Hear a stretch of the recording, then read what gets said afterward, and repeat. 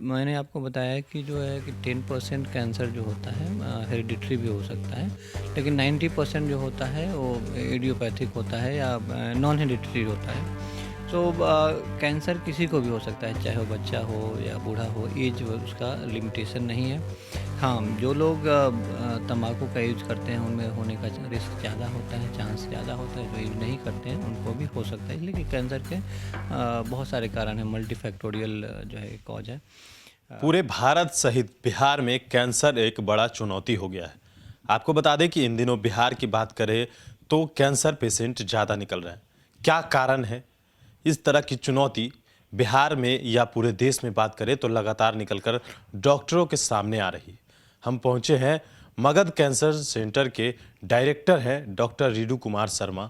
उनसे जानते हैं कि कैंसर ना हो इसके लिए क्या कुछ सावधानी बरतनी चाहिए, कैंसर के प्रति अवेयरनेस किस तरीके से लोगों तक पहुंचाया जाए, ये बेहद ज़रूरी है। तो हम बात करेंगे। पहले तो आपका न्यूज़ फॉर नेशन में बहुत बहुत स्वागत है। Thank you. जैसा कि आपने बोला कि कैंसर एक बड़ा हेल्थ प्रॉब्लम है, एक मेजर हेल्थ प्रॉब्लम है, और यह केवल इंडिया के लिए नहीं, पूरे वर्ल्ड के लिए एक बड़ा ही स्वास्थ्य समस्या है। और हर साल पूरे दुनिया में करीब करीब 20 मिलियन 20 मिलियन के आसपास कैंसर के न्यू केसेस आ रहे हैं। और हर साल 10 मिलियन 10 मिलियन के अराउंड डेथ हो रहा है बिकॉज ऑफ कैंसर। सो बहुत सारे वेस्टर्न कंट्रीज में कैंसर जो है लीडिंग कॉज ऑफ डेथ है, most common cause of death है। और हमारे देश में भी यह एक मेजर समस्या है। और हर साल 14 लाख के आसपास जो केसेस, जो गवर्नमेंट का जो डेटा है, जो रिपोर्टेड है, उससे है कि 14 लाख के आसपास केसेस यहाँ हर साल डायग्नोस हो रहे हैं कैंसर के। इसलिए गवर्नमेंट ऑफ इंडिया जो हेल्थ मिनिस्ट्री ने 2014 में 7 नवंबर को as a cancer awareness day मनाने का निर्णय लिया। और 2014 से हर साल 7 नवंबर को कैंसर अवेयरनेस डे मनाया जाता है। इसका मेन एम है कि लोगों में अवेयरनेस फैलाया जाए कैंसर के बारे में, लोगों को बताया जाए कि इसके क्या क्या रिस्क फैक्टर हैं, क्या कॉमन साइन सिम्टम्स हैं, और इसको कैसे अर्ली डिटेक्शन किया जा सकता है। अर्ली डिटेक्शन यदि हो तो पेशेंट का क्योर रेट जो है बढ़ जाता है, कैंसर को क्योर किया जा सकता है। हाँ, एडवांस स्टेज में भी यदि पेशेंट आते हैं तो उनको पैलिएटिव केयर या क्वालिटी ऑफ लाइफ इम्प्रूव किया जा सकता है। सो हम लोग को बेसिकली जानना है कि कौन कौन से कैंसर जो है वो कॉमन कैंसर है। जैसे कि इंडिया में आप देखेंगे, हमारे देश में देखेंगे, भारत में पुरुषों में जो कॉमन कैंसर है वह है lung cancer, prostate cancer, head and neck cancer और कोलोरेक्टल कैंसर। उसी तरह से महिलाओं में जो है कि सबसे कॉमन कैंसर है वो ब्रेस्ट कैंसर है। हाँ, भारत में भी और पूरे दुनिया में भी। पूरी दुनिया में हर साल करीब करीब 23 लाख ब्रेस्ट कैंसर के केसेस आ रहे हैं, न्यू केसेस हर साल। तो ये मोस्ट कॉमन कैंसर है। इसके अलावा महिलाओं में carcinoma cervix, endometrium, ovary, colorectal, ये जो है कि मोस्ट कॉमन कैंसर है। क्या क्या रिस्क फैक्टर हैं जो कि बहुत इंपॉर्टेंट है, लोगों को जानना चाहिए। 1/3 ऑफ कैंसर जो होता है तंबाकू से रिलेटेड है, टोबैको या टोबैको रिलेटेड प्रोडक्ट। आज का जो युवा वर्ग है वो ज़्यादातर इन सब चीज़ों को, जो गुटखा हो गया, सिगरेट हो गया, इस तरह का सेवन करते हैं। तो इसके लिए उन युवाओं को आप क्या संदेश देंगे? हाँ, जैसा कि मैंने बताया आपको कि 1/3 कैंसर जो होता है बिकॉज ऑफ टोबैको या तंबाकू का जो प्रोडक्ट यूज कर रहे हैं हम लोग, उसकी वजह से हो रहा है। तो तंबाकू आप किसी भी फॉर्म में यूज करते हैं, है ना, चाहे स्मोकिंग फॉर्म में है या नॉन स्मोकिंग फॉर्म, जैसे आपने बताया गुटखा, खैनी, उससे कैंसर होता है। Mainly head and neck cancer, lung cancer, या शरीर के पूरे हिस्से को जो है वो अफेक्ट करता है। इसके लिए तंबाकू रोकना होगा, है ना, लोगों को तंबाकू छोड़ना होगा। हमारे पास यंग पेशेंट आते हैं, ठीक है, 20 साल 25 साल के, ऐसे इस तरह के पेशेंट हैं जिनको कि गुटखा खाने की वजह से ओरल कैविटी कैंसर, टंग कैंसर डेवलप हुआ है। और इस तरह का यदि कैंसर डायग्नोस होता है तो इसमें ओवरऑल सर्वाइवल बहुत कम होता है। उसको छोड़ने की ज़रूरत है।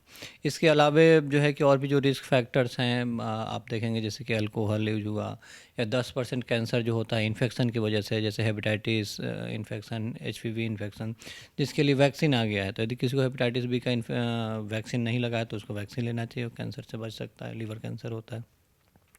HPV वैक्सीनेशन से भी कार्सिनोमा सर्विक्स, ओरोफेरेंजियल कैंसर वगैरह से जो है कि बचा जा सकता है। 10% कैंसर जो होता है वो आनुवंशिक होता है। तो यदि किसी के फैमिली में 2 या 2 से अधिक जनरेशन में कैंसर का हिस्ट्री है तो अपने डॉक्टर से मिले, उसको जेनेटिक काउंसलिंग वगैरह का ज़रूरत होगा।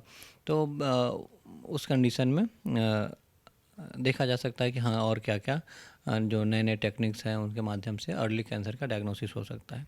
इसके अलावा कैंसर रोकने में सबसे बड़ा योगदान है अभी स्क्रीनिंग प्रोग्राम का, है ना। कुछ कैंसर है जिसको कि अर्ली अवस्था में डायग्नोस किया जा सकता है, जैसे कार्सिनोमा ब्रेस्ट या महिलाओं में सर्विक्स का कैंसर। तो उसके लिए स्क्रीनिंग मेथड अवेलेबल है, या ओरल कैविटी कैंसर जो कि हमारे यहाँ ज़्यादा कॉमन है। तो लोगों को स्क्रीनिंग कराना चाहिए, अर्ली अवस्था में उससे बीमारी पता चल सकता है। उसके अलावा सवाल ये भी है कि पहले जो बच्चा जन्म लेता है उसके पहले उसके परिवार में किसी को कैंसर नहीं होता है, लेकिन जो बच्चा जन्म लेता है उसको कैंसर होता है। ये क्या कारण है इसके पीछे? हाँ, मैंने आपको बताया कि जो है कि 10% कैंसर जो होता है हेरिडिटरी भी हो सकता है, लेकिन 90% जो होता है वो इडियोपैथिक होता है या नॉन हेरिडिटरी होता है। तो कैंसर किसी को भी हो सकता है, चाहे वो बच्चा हो या बूढ़ा हो, एज उसका लिमिटेशन नहीं है। हाँ, जो लोग तंबाकू का यूज करते हैं उनमें होने का रिस्क ज़्यादा होता है, चांस ज़्यादा होता है। जो यूज नहीं करते हैं उनको भी हो सकता है, इसलिए कि कैंसर के बहुत सारे कारण हैं, मल्टीफैक्टोरियल जो है कॉज है।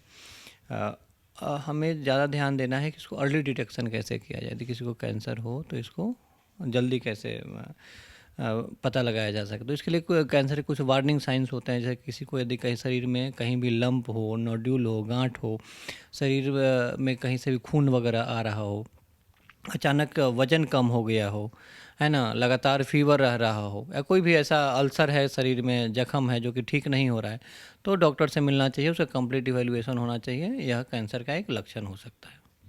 एक आखिरी सवाल मेरा है कि कैंसर इन दिनों लगातार जो है युवा वर्ग इससे ज़्यादा ग्रसित है। युवा वर्ग को आप क्या संदेश देंगे? देखिए, कैंसर युवा वर्ग में भी है, या आपने जैसा बताया यंगर एज में भी है, ओल्डर एज में भी है। लेकिन हाँ, युवा खास करके युवाओं को इसमें आगे आने की ज़रूरत है। और जो भी प्रिवेंटिव मेजर्स हैं, जैसे तंबाकू छोड़ना, अल्कोहल छोड़ना, या अपनी इम्यूनिटी को बूस्ट अप करना, ठीक है। अपना इम्यूनिटी यदि आप स्ट्रॉन्ग करते हैं तो हर तरह की बीमारी से बच सकते हैं। जैसे अच्छा डाइट लेना, रेगुलर एक्सरसाइज करना, तो इससे आप बहुत सारी बीमारियों से बच सकते हैं, इवन कैंसर से भी बच सकते हैं। हाँ, कैंसर के वार्निंग साइंस जो है कि लोगों को पता होना चाहिए, जिससे कि यदि कोई भी यदि उस तरह के साइन सिम्टम्स आता है तो आप अर्ली अवस्था में डॉक्टर के पास जाएँ। और यदि अर्ली स्टेज में कैंसर का डायग्नोसिस हो तो वह क्योर हो सकता है। तो हम लोग कहते हैं कि early diagnosis, early detection, cancer save the life, ठीक है। अर्ली डिटेक्शन यदि होता है तो लाइफ बच सकती है। Thank you. तो ये थे हमारे साथ मगध कैंसर सेंटर के डायरेक्टर डॉक्टर रितु कुमार शर्मा। कई सवाल थे जो हमने इनसे लिए हैं। इन दिनों लगातार जिस तरीके से पेशेंट आपने सुने हैं कि किस तादाद में युवा वर्ग हो या अन्य कोई जो लगातार कैंसर से पीड़ित होते हैं, तो उनको संभलने की ज़रूरत है। जो लोग धूम्रपान निषेध करते हैं उन लोगों को इन तमाम चीज़ों से बचना चाहिए, ताकि और साथ ही साथ इन्होंने यह भी कहा है कि डाइट ठीक ले, साथ ही साथ एक्सरसाइज भी जरूरी है। हमें दे इजाज़त। कैमरा पर्सन अकबर अली के साथ मैं रंजन सिंह, पटना।